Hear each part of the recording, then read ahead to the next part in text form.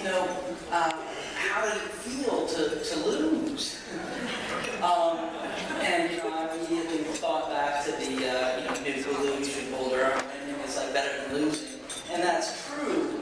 But what I said was this, and I really believe it, it's probably one of the things I took away most from my time in Congress. There are worse things than losing. Not standing up for your values is one of those things. And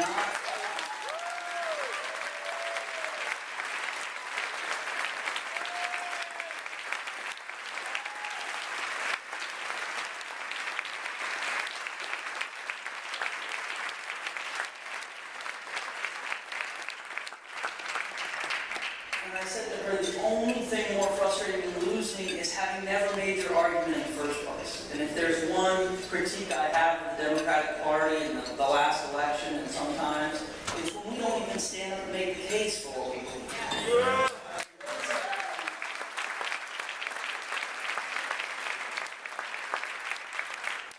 Jim Moran doesn't have any problem with this. And we need more like them. But it is true right now. You know, some of them were saying, well, maybe we shouldn't make the arguments for why there should be a secular constitution or a secular state. I said, well, do you believe in it? Yes. Do you believe your country's future depends on it? Yes. Well, then stand up and make the case. The best way to guarantee that you lose an argument is to never make your side of the argument. It's like the tug of war with only one side pushing. And I feel that now is more of a time than ever for us to be out making that case. The facts are with us. The values are with us. If you go around this state, not just around Arlington, you realize why it's so important for Democrats to get elected. This is a time where people need jobs. And we are a party that is looking at the jobs of the future. Their side wants to deny that the future is even happening. We want to make sure that not only is this country energy independent, but we figure out how to build, make, and grow things right here in the Commonwealth of Virginia. Yes. Terry's working on this, Brian, so many people are working on this. When I go out around central and southern Virginia, you see it. The farmers are ready to do it. The old manufacturing base is ready to do it. Our entrepreneurs, our venture capitalists, people are ready to create the jobs of the future, but it's hard when the Republicans are trying to deny that the future is coming. We need to go out and make the case for that, not because it's going to help our party win, but because it's going to help our state be stronger, and it's going to help people get the kind of jobs they can support a family. And if there's any group we need to stand up for right now, it's seniors. It's seniors.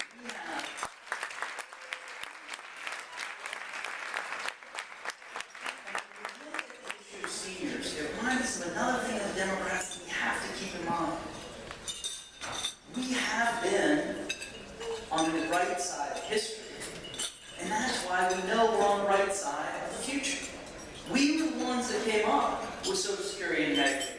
Look at how many D votes and how many R votes there were when we came up with those solutions. And over again, before Paul Ryan, there was George W. Bush and others trying to tear them apart, trying to subject seniors back to the indignities that existed before those programs.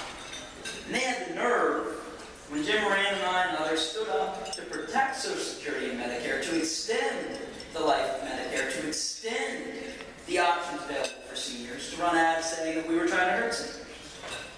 Millions of dollars on it. And then they come out with a plan that's devastating to seniors. We need to fight as if our grandparents' lives depended on these elections, because they do. That's why we go out there. And we've got to make that choice clear. When we're in charge of the governor's mansion, the budget gets balanced for real. Not fake numbers, real numbers.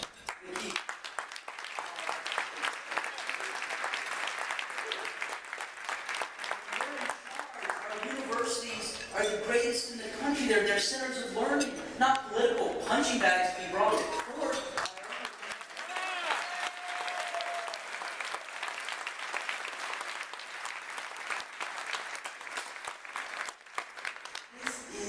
A time for our country to make a decision. Whether we have the guts, whether we have the ingenuity to outcompete the world. We have had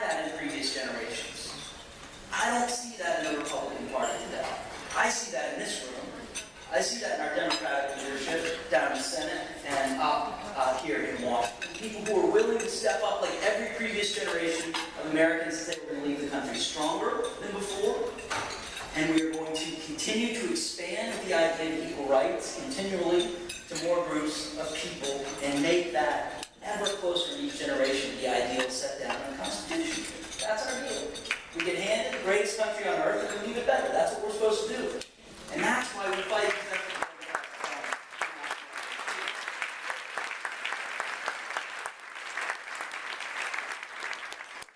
I based my first campaign, which had no chance of succeeding, on the idea that voters are smarter and more decent than we give them credit for. That voters are smarter and more decent than the media gives them credit for. And that voters are definitely smarter and more decent than the Republicans think they are.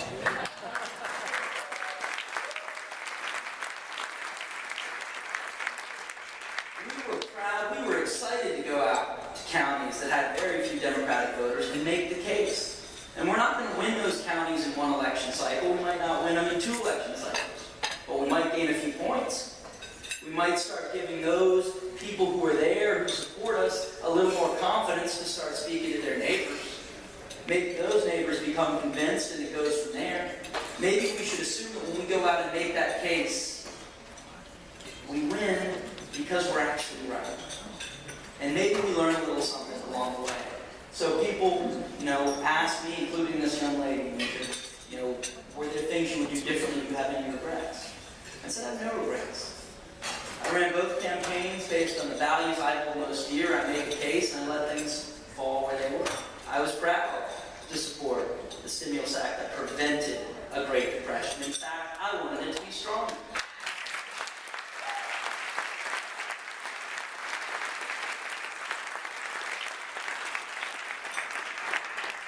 I was proud to support energy independence legislation, and I wanted that to be stronger.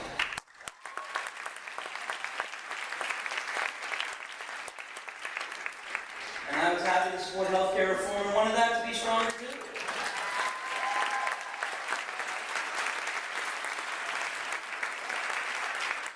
Taking a good idea and cutting it in half doesn't make it a better idea. We need to stand for the things that are right, that make our country stronger, like energy independence, and not say, well, maybe if we water it down enough, maybe if we hand out enough to enough corporate interest groups, then that'll somehow make it better. We either believe or we don't that America can out-invent the world. I believe that we can. We either believe or we don't that Virginia can be the capital of a new energy economy, that that's part of our competitive advantage. Or we don't. We believe, we are making that bet, that we can still out-compete the world, that we can build it, make it, grow it here. That's part of our democratic value, and we believe in the dignity that every family should have the basic security, that their kids can get a good education, and have the chance to afford college, that they have access to the internet, even if they come from a rural community, that they're going to have access to the scientific information that they need to make those decisions, and that they're going to have access to health care and a secure retirement. We want these things. There are so many people in this community who fight for that every day. There are so many people in this community who fight to support the people who are able to go to Richmond and Washington and make those decisions. We are a party that is standing for the working middle class proudly so, and isn't afraid to look at the future. When I come back from a place where people are risking their lives to do that, I remember how serious these fights are, but also that for all of the grandiose thoughts, it doesn't work unless you translate that into a strong party, strong candidates, and people getting out there and making their case. So I think the most important thing we can do for this November election, for next November election, is make our case. Because I think the voters are smart, and I think we're right, and that's enough of the formula to win. So thank you so much for having me.